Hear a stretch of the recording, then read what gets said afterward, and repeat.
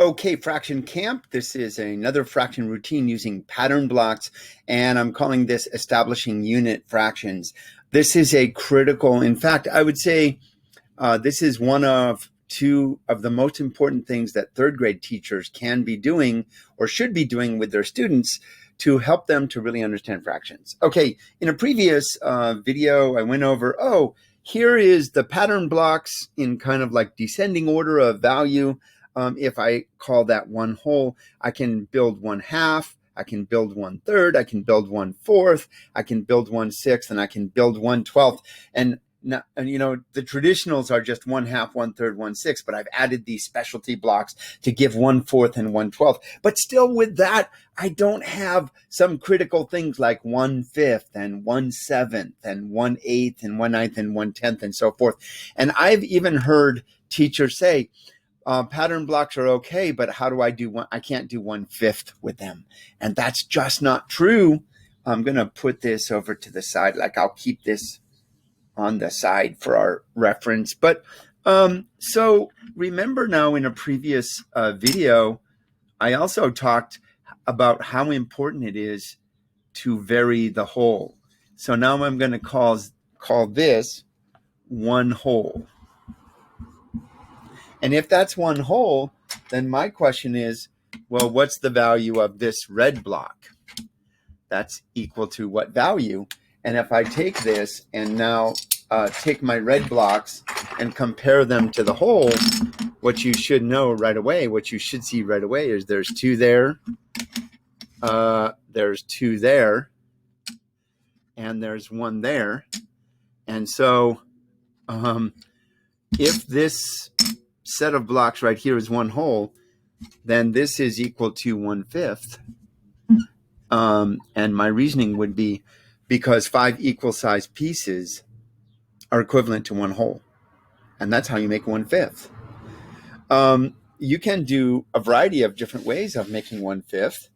Maybe the simplest way. And I remember one time I was in a training one time in a different district, and a teacher said to me, you can't make 1/5 using pattern blocks.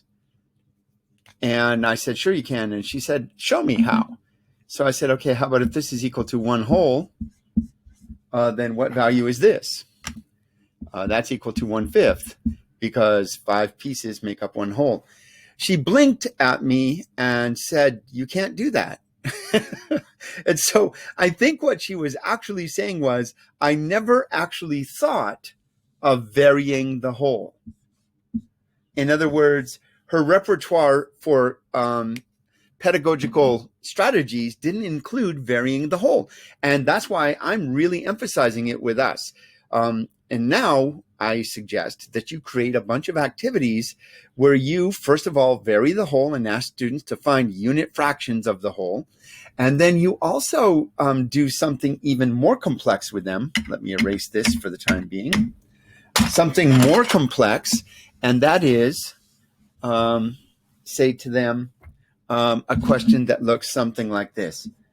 How many ways can you model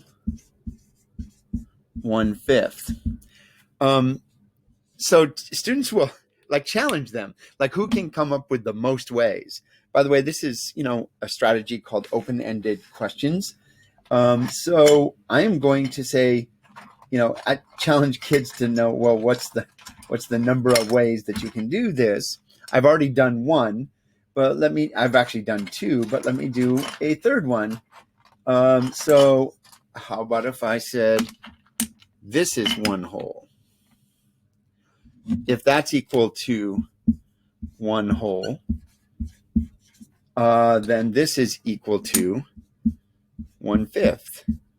And my reasoning is because 5 equal sized pieces create one whole, or they are equivalent to one whole. I can do actually an infinite number of these. I can use my blocks like this and say, if that's equal to one whole,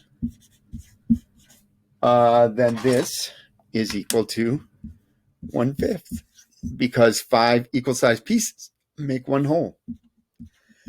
Okay, establishing unit fractions, very important for third grade teachers, equally important for fourth and fifth grade teachers to support the understanding of unit fractions. Getting students to understand that unit fractions are any fraction that has a 1 in the numerator, and basically I could call them the building blocks of the whole, like the pieces that make up the whole. And that's like going to be super important. So I encourage you to do these activities.